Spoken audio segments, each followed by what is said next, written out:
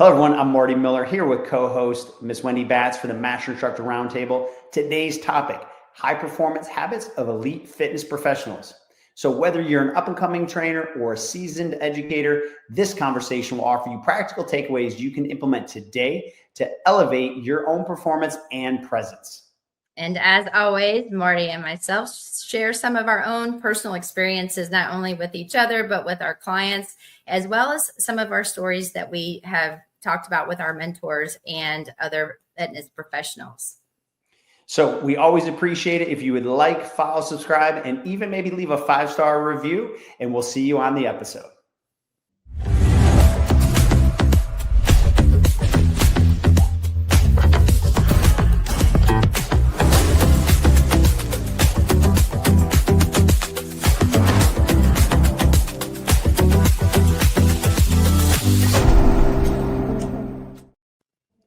Hello, everyone. I'm Marty Miller here with co-host Wendy Batts. And on today's episode of the Master Instructor Roundtable, we're going to dive into high performance habits of elite fitness professionals.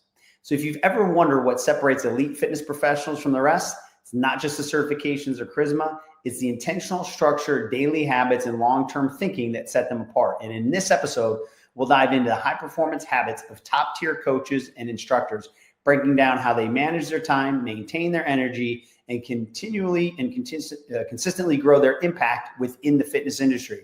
Wendy, you're one of these high performance elite professionals, so I can't wait to see all the insights you share today. Yes, it should actually be a fun one. Nothing like thinking about high performance. We automatically just assume we're talking about athletes instead of the mind. So I'm really excited to dive on in. So let's do it. Well, Wendy, you always like to say, let's talk about what we're going to talk about. So first and foremost, we'll discuss the mindset of high performance professionals. We'll talk about their daily structure, their systems that they have for success. And I think that's a key point, is there is a system that we may have different systems, but consistently we need a system for success. And then discuss, shockingly, why continuous learning is a non-negotiable. All right. So let's talk about the mindset. All right. So when we look at the mindset and identity, we're thinking about to operate from identity, not motivation. So you see themselves as leaders and not just doers. Marty, you're really good about this too. I know when we walk in and we try to teach, or we're walking in and meeting with other fitness professionals, we're all on the same page. We're all in the same industry. We all want to learn from one another, but you want to actually try to elevate yourself each and every way. And growth is a mindset. It's not negotiable for sure. So daily learning and self-assessment are baked in, and confidence through competence. And that just invests in mastery, not hype. And unfortunately, I'm seeing a lot more of the hype because of social media. We didn't have this, Marty, 20 years ago, where we were competing with people that have, so many followers. And that wasn't a big deal. It was really trying to find that one mentor that could teach you good habits about building yourself to become the best of your ability, and not just about what everybody else is doing. There was a lot of people when the OPT model came out, they were like, what is this? And you know what, we saw the science, we saw what the model itself was able to do for people. And, we have confidence, and I still to this day only use not only use the model, but you know what I mean? Like I use the process of the model in order to build my business and get my clients or athletes to their results. And it's not about what was marketed better. It was what was best for me. And I love this slide because I think there's so much to it. Yeah, I could probably spend an hour just on this slide alone. And Wendy, I chuckled to myself because I put this presentation together for us. And, obviously we were talking about what we wanted. And out of nowhere, I just got deja vu because you talked about mentors and you talked about how we didn't have social media. And I remember working with you, teaching with others, that we'd get to the professional development and then I would bring a success magazine and say, here's my mentors. I don't need to be in the same room with them, but I was consuming their information. But now with podcasts, and if you do social media correct, you have more ability to lean into true experts. But it comes to the mindset is, I've always heard it said this way, is you should be maximally competent at your job the day you retire, not the day you get the job. the day you retire, because you've had a growth mindset. You continue to learn, you continue to be better, you can continue to find new ways to improve. You embrace maybe technology, go to educational conferences, get a new certification. So as you know, I will say at some point in this one, education and fitness are the race with no finish line. Like, man, I hope next year, this time, I'm sitting in this chair and I know more than I did today. And the next year, but it comes with the growth mindset, right? It comes with the mindset of I'm never done learning. And now, since I'm never done learning, my clients are never hopefully done getting better because of my willingness to learn more. So if you want to, double your income, there's statistics out there that shows you the more information you can consume, the more your revenue and income goes up drastically. I believe it. So thinking about daily structure and time management. So you guys, I'm telling y'all, I call Marty to talk about podcasts. You're going to think I'm crazy, but I'm usually on my way to see some clients very early in the morning, and I have a pretty long commute. So at 5 or 5:30 in the morning, I text Marty, want to chat. And for an hour, we talk about different topics. We talk about whatever it is that we're trying to do to make sure we're giving you guys the best information that we can. And he's like, I'll call you in 10, because he's finishing his morning routine of foam rolling and stretching or his corrective exercises. So while I'm in the mindset of getting ready for work, Marty's already doing his self-care. And this isn't something that, like, he doesn't miss a day, or usually on the weekdays anyway, that when I'm going in. So when we talk about morning routines to set the tone, Marty can definitely go into that one, probably better than myself. But training, planning, and learning, or self-reflection, not scrolling, is really, really important. And you want to audit your day. Now, this is one thing that I'm pretty good at, is I write everything out in advance about what my days, like what has to get accomplished, and then I prioritize it. And I think that habit has really helped keep me on track to be able to excel in time management, if you will, because I can get a lot of things done because I have the list and there's no guessing what has to get done that day. So I prioritize what's on the list before I add something else to my plate. Learning to say no is also a kind of a challenge. But if we go back and you think about your morning routine, are you doing that? And then time blocking with a purpose. Again, administration, coaching, training, content, recovery, they all have your dedicated slots. Again, that's part of your day. If you're going to see your client, you've got to make sure that you've got all of your content and your programs and everything all ready for that. But if you're looking at yourself, what are you doing on your coaching side and your training side? And what are you reading to better your mindset? And what are you doing for recovery? Because that's obviously really important. And then this is a so Marty thing, but non-negotiables, the list daily. This is what I'm talking about. The key 2 to 3 tasks, the non-negotiables that must move you forward every day, that set you up for a productive day.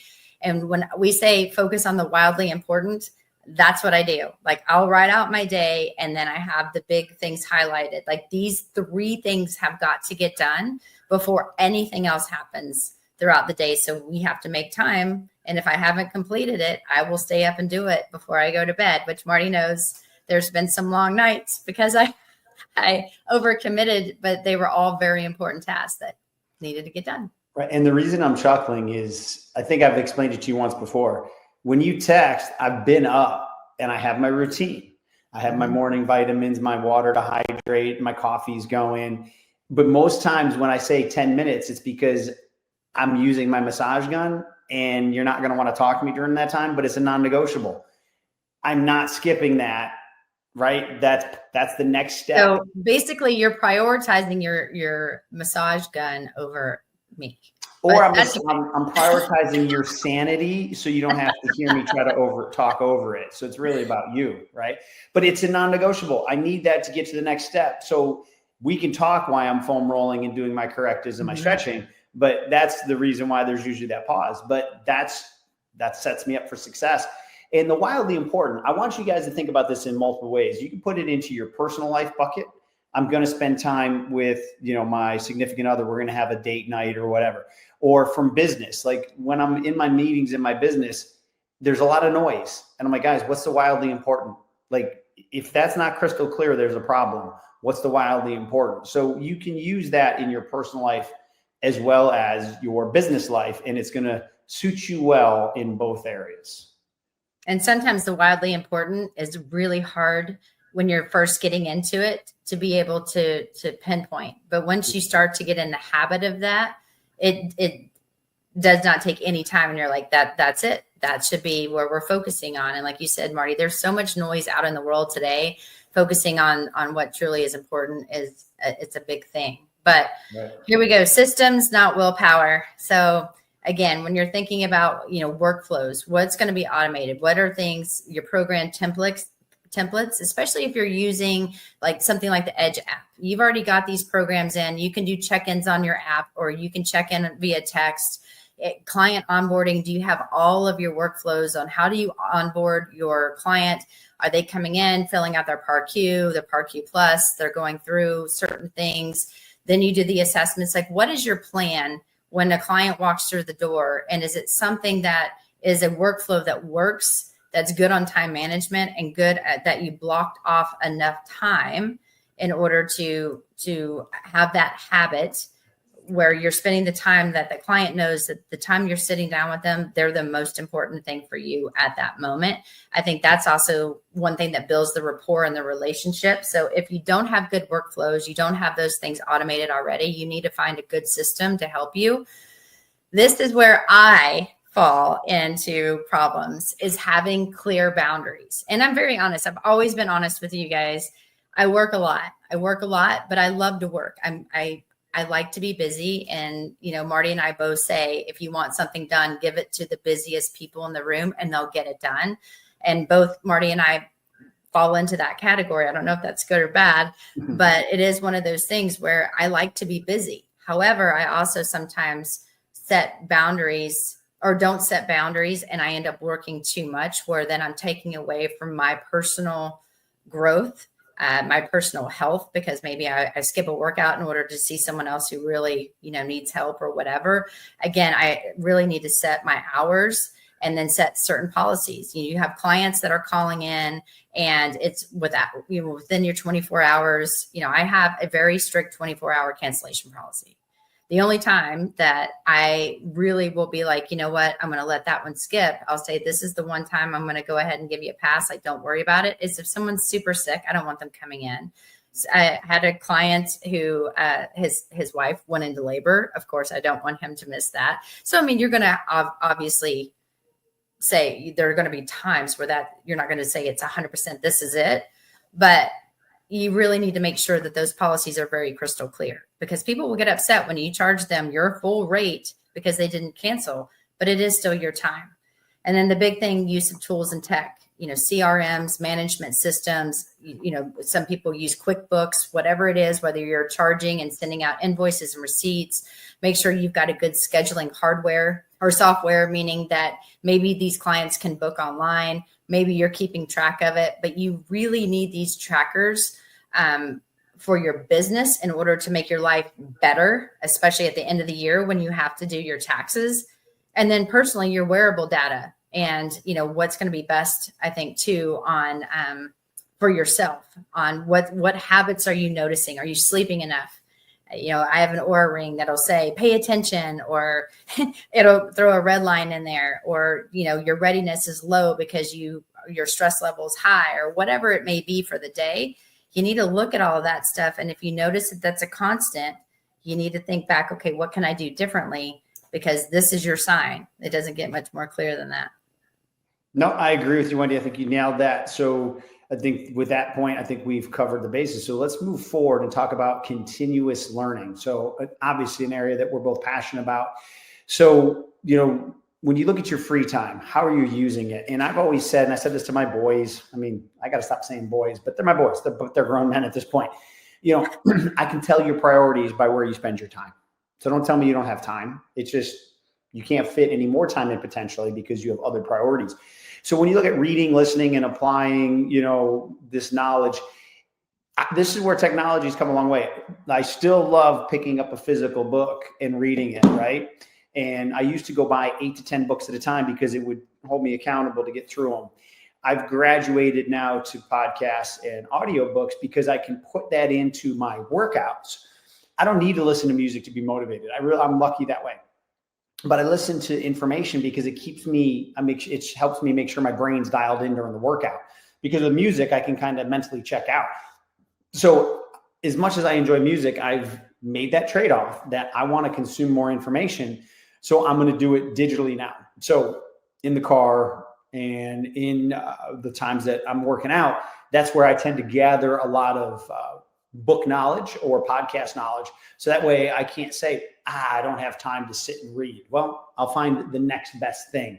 But I am purposely making a plan to get more into actual physical books. But if you just did 30 to 60 minutes a day, you'd be shocked what happens to your personal life and your professional life. And then Wendy, you and I talked about it, is mentorships and masterminds. Surround yourself with smarter people in specific areas that you're not great at, or maybe you're good at, but you could always learn more from. And it doesn't have to be just fitness. It could be business. It could be interpersonal relationship skills. It could be stress management. It could be anything that's going to make you a better person, that's going to carry over to your work and your work life and then home life as well. So I'll challenge you. Do you have mentors or peers that you connect with frequently? Wendy and I have our time a couple times a week, but hopefully we are mentoring you now. But I'll challenge you to really make a plan. And are you really doing that with intention? And then teaching to learn, looking at, like I said, podcast workshops, staff training. Put yourself out there to do an education course, because boy, oh boy, even if you do a 15-minute presentation, do you learn a lot because of the research, communicating, and hearing from the audience. So I'll challenge you also to become an educator so you can learn more. So it's an investment, not an expense. And again, you have to have continuous learning. Think about your con ed units that you're doing every 2 years in order to maintain your certification through NASM. So when I hear people say, oh, I need to find something that's cheap that I can do for hours, that's one thing that really I know aggravates Marty and myself, is because you don't want it to be about the money. You need to set the money aside, because knowledge is power, right? So what is your mind worth? And that's where we always say, what's your health worth? Well, again, your mind is part of your health. And so you want to take full advantage of that. But Marty, before you go over that slide, I want to say that this episode of the Master Instructor Roundtable is brought to you by NASM One, the membership for trainers and coaches. Members enjoy unlimited access to hundreds of career resources. Get the Edge app to schedule and program clients. Enjoy half off all certifications and specializations, access free CEUs, and more. All of this for just $35 a month. Go to nasm.org/membership to learn more about NASM One. Great for that. Thanks for that, Wendy. And I think the next one is an area that's of interest from a conversation standpoint, because I think sadly, too many personal trainers start at some point to neglect this. So energy management. Training for yourself is a priority. It's not optional. Lead by example. Get yourself the time that is required to fill your cup, right? You have to be healthy first. You have to be satisfied with your fitness routine. It can't be that you're sacrificing. So the high performance fitness professionals, they train like pros, regardless of how full their client schedule is. You are your own first client. It's a great learning opportunity. You lead by example. Sometimes you can pick up other clients that way. Sometimes you may want to go to another gym where no one knows you. But no one's going to get me to sacrifice my fitness at their fitness. Sorry, I'm selfish that way, right? I'd rather have one less hour of training or whatever it is. I'll figure that out. But I am my own first client, and I will make sure my training gets done. And then just like Wendy, I know what you're going to say. This is an area that, boy, oh boy, we've talked about it, and hopefully you've moved in the right direction. Sleep. We got to get our rest, right? We know that the body heals at rest. I don't make the rules. I just pass on the science. So I'm going to get my 8 hours. I'm going to do my best to get my 8 hours. The nutrition, the hydration, all of that's important, right? We want to recover. We want to be our best. We want to be fresh for our clients or our business, our family. And then emotional discipline, right? They don't let these bad clients or bad cycles of the business, whatever that is, online noise or setbacks, dictate their mood. They're in control of their mood. They handle it like a professional. It happens to all of us, but it doesn't create the spiral that lets them get out of control in a sense. And Marty, I am going to piggyback something here because, we're reading all this stuff and I hear this stuff all the time. And, I'm reading, if you don't get 8 hours of sleep, then this is going to happen and this happens and your longevity goes down and all this stuff. Like a lot of that is noise. There's so much science and truth behind it. And yes, it is very important. But if you have a week where you may not hit all of your quote goals, you're not sleeping the full 8 hours, but you got 6, you may not have drank 32 ounces of water. You were short 32 ounces versus what your goal was that day. It's fine because tomorrow's a new day. And that's one of the things I think sometimes as trainers, we put a lot of stress on ourselves. I know I do, that I'm like, gosh, I didn't hit my goal today. I missed this. And then I get down on myself and I beat myself up versus, okay, you know what? I saw where I failed today. This is how I can be better tomorrow. And then maybe that's my wildly important that next day. Because like I said, I really feel that if you schedule and write out, not just even type out and have it on your phone, but I have a written schedule each and every day of what I have to do. I think that's something that's really, really important because I'm one of those people that I'm like, gosh, I didn't do well here, here, and here. And then it's like, well, let's start over. And sometimes you just need that mindset to understand it's okay not to be perfect, but just try harder the next time. Great point, Wendy. I appreciate that insight. So when you look at relation building, you can put this into many different categories. I have it here listed in 3. So we'll go through these. So first is high touch client experience, right? It's personal training. It's fitness professionals. We're interacting with people. We're trying to make it fun and exciting and get them their goals.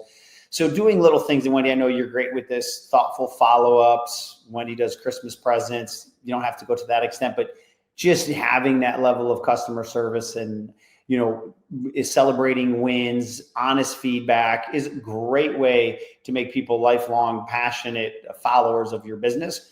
And then on the flip side, we got to get into professional networking. I don't want to hear conferences are too expensive and things like that all the time. I get it. There's seasonality, and sometimes you have a little extra discretionary income, but I budget for it, so it's put away. But your career will get better when you do education that's purposeful, not, oh my God, I'm scrambling. What do I need to do? And then you miss the opportunity to go meet with people and learn firsthand. And sometimes it's the time in the lobbies of the hotel or at the dinners and things like that your career could take off. So focus on at least maybe every other year trying to get to a live event. And then here, give first, ask later, value-based relationship building over transactional networking. And one of my favorite authors, John Maxwell, one of the things that I've stolen from him, I think I had this in me, but it just made it crystal clear the way he said it, is all relationships are like bank accounts. Can't make a withdrawal if you don't make a lot of deposits. So if you think about that in the way you treat people throughout your day, in your family, or in your business, if you keep giving and giving and giving and giving, when there needs to be potentially a withdrawal, a lot easier to make that withdrawal if you're the person making a lot of deposits. And it's interesting too, guys, if you really build that rapport and relationship with your clients because you show that you are 100% invested in their fitness journey, no matter what it is, and you celebrate the wins, but you talk through the losses, if you will, meaning that maybe they didn't reach a potential goal that they should have, and they were in 100% control of doing until something happened and they didn't. Having that relationship will really pay dividends forward for you because most of your clients are probably going to be older. Some of them may be, I know most of mine are either pro athletes or CEOs or something like that, where they're constantly teaching me things about business and their experiences and their relationship and introducing me to other people. And it's just because of the networking part. And, I do these things because I care about them, but then sometimes something will happen and they're like here and they'll give me, let's say, football tickets. I'm like, wait a minute, like that, what can I pay you? What do I owe you? And they're like, no, like this is on me. So it's amazing how when you start to build these relationships and you network with people and you are constantly showing that you care about them, you really do become their family. And there are a lot of benefits. They may never leave. And that's actually good for your business, but it's one of those things too, where when you put so much effort forward, it really does get noticed. No, great point. And as we move forward here, now we're going to talk about the long-term vision. It's not a day-to-day business, right? Sometimes you get caught up in the day-to-day and you lose sight of what your long-term vision is, or if you've never created it, how do you know what it is? So you're just moving step by step, right? Think of it like Google Maps. Where am I right now? Where do I want to get to? And it creates the roadmap. So Stephen Covey, start with the end in mind. Have a vision. Feel free to change your vision as you change things in your career, right? I thought I'd be in professional sports my whole life and things changed, but I always have a vision of where I want to be. So they're clear and visible, very easy to define. I should be able to define my vision within a sentence to Wendy, like what my current vision would be, not just on income or personal records, but more like on legacy and lifestyle goals. Like, what is it that I want to accomplish? And I've said from the very beginning, why I want to get in the fitness industry, coming from sports medicine, is if I can make the industry better than I found it. Maybe that's my Eagle Scout of me back in the day. That was one of their mottos, but it makes sense. And hopefully by teaching for NASM for 20 plus years, hopefully I've had an impact and made the industry better. And has my career blossomed because of that? Of course, right? And then some type of regular reflection. So quarterly is good. Recalibrate, just like back to Google Maps. Sometimes there's things in the road that say, hey, if you go this way, it could slow you down. Would you like a faster route or a reroute? Yeah, sometimes you got to reroute because things come up. So if you don't have that in your calendar planned, and Wendy knows I do this at the end of the year every year for what's my projection for the next year, it's kind of hard to stay on track, right? You're just letting life kind of dictate things to you at that point. And then try to build for scale, whether it's content, product, systems, so you can, and even scale, even if you're always going to do one-on-one, if you can clean up some of the paperwork or other things, maybe you just have more free time for yourself, for your workout, for your family, or maybe you can pick up another client. So, those are some areas that I like to focus on, when I look at long-term vision, especially this is what you see in high performance personal trainers. Well, and I will challenge you to do this because this was something that I had to do when I was in college. And it was one of the hardest assignments that I had to do. I mean, you guys have heard me talk about my mentor that's like, write out your 1 year, 3 year, 5 year, 10-year goals and outline them being very specific. Yes, that was very, very difficult for me because thinking that far in advance was hard. But it triggered it, Marty, when you said that about the first bullet point, what you kind of want to be remembered by, or what is your legacy, or what is it that you want to do? The assignment was we had to write our own eulogy. And what would you want someone to read about you at your funeral? Which it sounds kind of morbid when you think about it, but it was really hard for me because, when you think about a eulogy, what it is, your achievements, what you want, your legacy, what did you stand for to your family, to your job, and to your friends? And it was one of those things where it's like, you wanted to write the eulogy that you wanted to be read. And then you were taking that as your long-term vision of, okay, what are you missing based on what you want somebody to say about you? And then that was how you prioritized your goals moving forward to make sure that when your last day, breath is taken, somebody could get up and read that with confidence, knowing that you checked all the boxes. It was really hard, but it's good practice though, right? Ooh, so yes. Wendy, hopefully we gave all of our amazing NASM family and friends here some key takeaways, but some highlights: elite performance. And then we're talking about elite performance fitness professionals. It's not just about hustle. Intentionality and structure is essential. Have clarity and sustainable systems that reflect your values and vision, and create your daily non-negotiables that drive consistent progress. I think if you all take away those three, you should have a hopefully renewed energy at looking at your career. Yes. And if you're up really early and you need to hear about our podcast conversations, you can just let Marty and I know. But if you do have specific questions, you can always email me at wendy.batts@nasm.org, or you can find me on Instagram at wendy.batts13.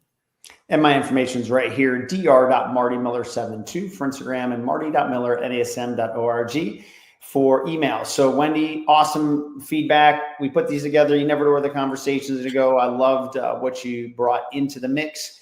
And for all of you that joined, we always appreciate it. Make sure you like, follow, subscribe so you never miss an episode of the Master Instructor Roundtable. We thank you for joining us today. And of course, we look forward to seeing you on the next episode of the Master Instructor Roundtable.